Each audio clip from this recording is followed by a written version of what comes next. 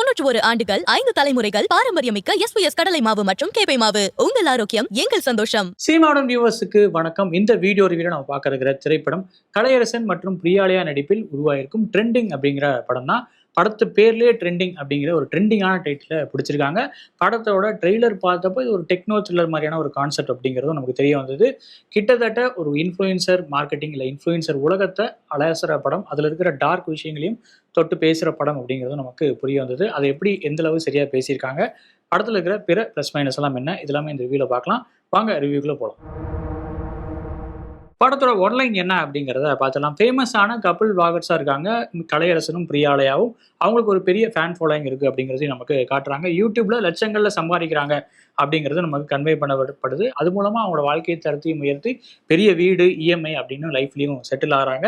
இதுக்கடையில் ஒரு பெரிய சிக்கல் வருது. என்ன அப்படின்னா, அவங்களோட யூடியூப் சேனல் வந்து டெலீட் ஆயிடுது. இதனால கடனுக்கு பதில் சொல்லணும், இஎம்ஐக்கு பதில் சொல்லணும்னு பெரிய சிக்கலில் அவங்க மாட்டிக்கிறாங்க.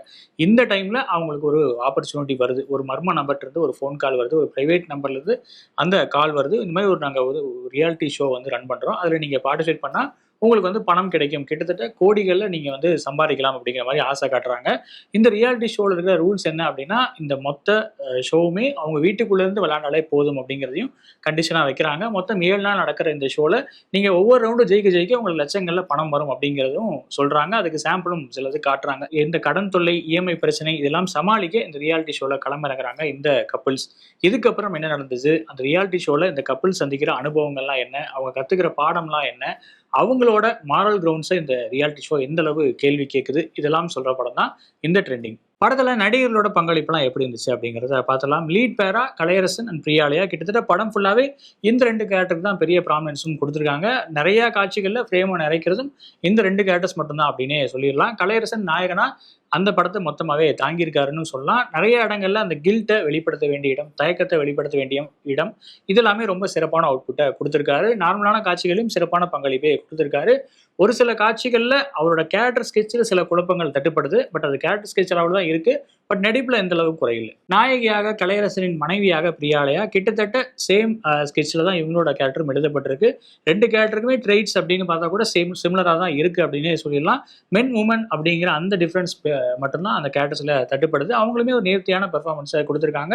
ரொம்ப மெச்சூர்டான ஆக்டிங் சில காட்சிகளையும் வெளிப்பட்டிருக்கு. அதுக்கு நிச்சயமாக பாராட்டுக்கள். செகண்ட் ஹாஃபில் ஒரு ஷார்ட் அண்ட் எக்ஸ்டெண்டட் கேமியோ மாதிரி வந்துட்டு போகிறாரு பிரேம்குமார். அவரோட கேரக்டரில் இருக்கிற அந்த மெலோ டிராமாட்டிக் மொமெண்ட்ஸ் அப்படிங்கிறத சிறப்பாகவே திரையில் கொண்டு வந்திருக்காரு. அவரை பார்த்தா நமக்கு பரிதாபம் வரணும், அது கண்டிப்பாக வருது அப்படின்னு சொல்லிடலாம். அந்த ஆக்டிங்கும் பாராட்டுகள். படத்தோட பாசிட்டிவ்ஸ் என்ன அப்படிங்கிறத பார்த்தலாம். டைரக்டர் சிவராஜ் ஒரு டெக்னாலஜிக்கல் த்ரில்லர் கொடுக்க ட்ரை பண்ணியிருக்காரு.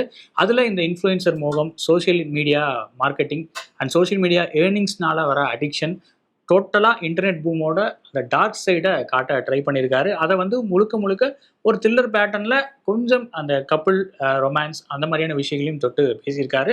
அது ஓரளவு சிறப்பாகவே ஒர்க் அவுட் ஆயிருக்கு அப்படின்னு நினைக்கிறேன். இந்த ஸ்டோரி ப்ரெமிஸாகவும் கொஞ்சம் இனோவேட்டிவாக இருக்கிறது ஒரு பெரிய அட்வான்டேஜ் அப்படின்னு சொல்லிடலாம். இப்படியான ஒரு ப்ரெமிஸில் ஸ்டோரி டெல்லிங்க்கும் நிறையா புதுசாக விஷயங்கள் ட்ரை பண்ணுறதுக்கான ஸ்கோப்பும் ஆட்டோமேட்டிக்காக கிரியேட் ஆயிருது. ஆரம்ப காட்சிகளில் வர அந்த ரீல்ஸ் மாதிரியே எடிட் பண்ணப்பட்ட காட்சிகள் அண்ட் சோஷியல் மீடியா வீடியோஸ் மாதிரியே வர படத்தோட சீன்ஸ், இது அது மூலமாக கன்வே பண்ணுற விஷயங்கள்னு ஒரு நியூ பேட்டர்ன் அங்கங்கே தட்டுப்படுது.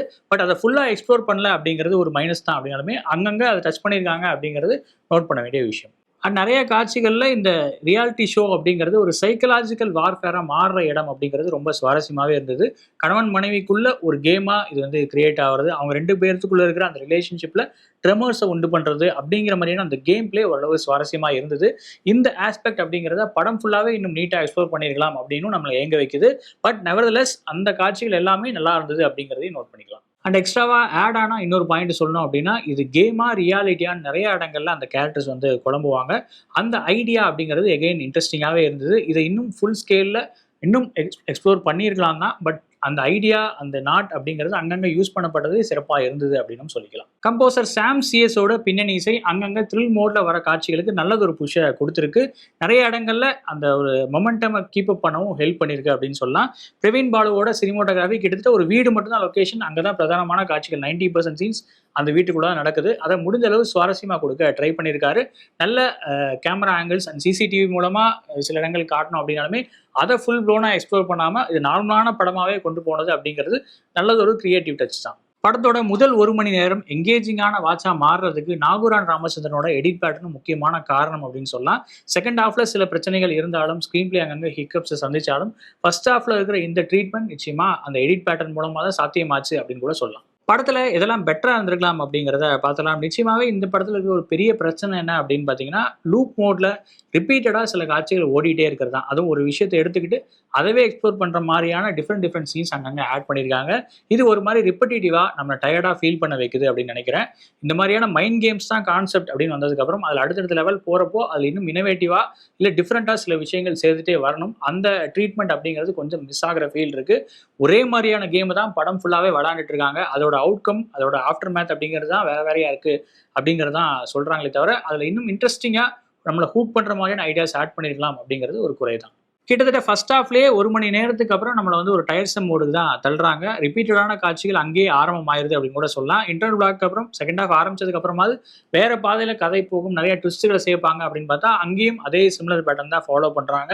அதுவும் செகண்ட் ஹாஃப்ல புதுசா ஒரு கேரக்டர்லாம் ஆட் ஆகும். அந்த கேரக்டர் ஆட் ஆனதுக்கப்புறம் எல்லா இன்ஜினும் எக்ஸாஸ்ட் ஆகிட்ட ஒரு ஃபீல் தான் வருது. அண்ட் டோட்டலாகவே படம் சொல்ல வர விஷயம் என்ன அப்படிங்கிறதுல ஒரு கிளாரிட்டி மிஸ் ஆகுது. Social media marketing, influential marketing, இந்த மாதிரியான விஷயங்கள் எல்லாம் படம் வந்து கேள்வி கேட்குதா, அதோட மாரல் கிரவுண்ட்ஸை கேள்விக்கு உட்படுத்துதா, விவாதத்துக்கு உட்படுத்துதா அப்படிங்கிறதுலையும் பெரிய கிளாரிட்டி இல்லை. ஏன்னா அதுலேயுமே அந்த மாதிரியான ஒரு சோஷியல் கான்சியன்ஸோட அதை வந்து அணுகாமல் ஒரு த்ரில்லருக்கு தேவையான விஷயங்களாக மட்டும்தான் அதை யூஸ் பண்ணியிருக்காங்க. ஸோ அதனால படம் சொல்ல வர விஷயத்தில் கிளாரிட்டி மிஸ் ஆகிற ஃபீல் இருக்குது. அண்ட் இப்படியான ஒரு டெக்னோ த்ரில்லர் படத்துக்கு வசனங்கள் அப்படிங்கிறது ரொம்ப டிசப்பாயிண்டாக தான் எனக்கு ஃபீல் ஆச்சு. ஏன்னா இருட்டாக இருக்கிற வாழ்க்கையில வெளிச்சமாக வந்தான், இந்த மாதிரியான மோடில் தான் ரொம்ப ஃப்ளாட்டாக தான் வசனங்கள் எழுதப்பட்டிருக்கு. இன்னும் அதில் மாரல் கிரவுண்ட்ஸை கேள்விக்கு உட்படுத்துகிற மாதிரி, ஒரு ஐடியாலஜியை பேசுகிற மாதிரி ஸ்ட்ராங்கான வேர்ட்ஸ் இருந்திருக்கலாம். அப்படி இல்லாதது ஒரு பெரிய மைனஸ். படத்தோட ஓவரால் வேர்டிக்ட் என்ன அப்படின்னா, நிச்சயமா ஒரு இன்னோவேட்டிவான கான்செப்ட், தமிழ் சினிமாவுக்கு ஒரு புதியதொரு களம் அப்படிங்கிற விஷயத்துல ஒரு ப்ரௌனி பாயிண்ட் நிச்சயமா இந்த படத்துக்கு உண்டு. பட் இதுல அதை தாண்டி புதுசா எதுவும் விளையாடல, புதுசா எதுவும் ட்ரை பண்ணல, ரொம்ப ஒரே ட்ரீட்மெண்ட்டை ரெப்பிட்டேட்டிவா யூஸ் பண்ணிட்டாங்க அப்படிங்கிறது தான் ஒரு பெரிய மைனஸா நான் பார்க்குறேன். அதனாலேயே இது வந்து ஒரு ஆவரேஜ் வாட்ச் அப்படிங்கிற மாதிரி ரேட் பண்ணுவேன். ஒருவேளை இந்த படத்தை நீங்க பார்த்துருந்தீங்க அப்படின்னா உங்களோட வியூ என்ன அப்படிங்கிறத கமெண்ட்ல சொல்லுங்க. வேற ஒரு வியூல உங்களை மீட் பண்றேன். நன்றி, வணக்கம். 91 ஆண்டுகள் 5 தலைமுறைகளின் பாரம்பரியத்துடன் வாடிக்கையாளர்களின் நன்மதிப்பை பெற்ற SVS கடலை மாவு மற்றும் கேப்பை மாவு.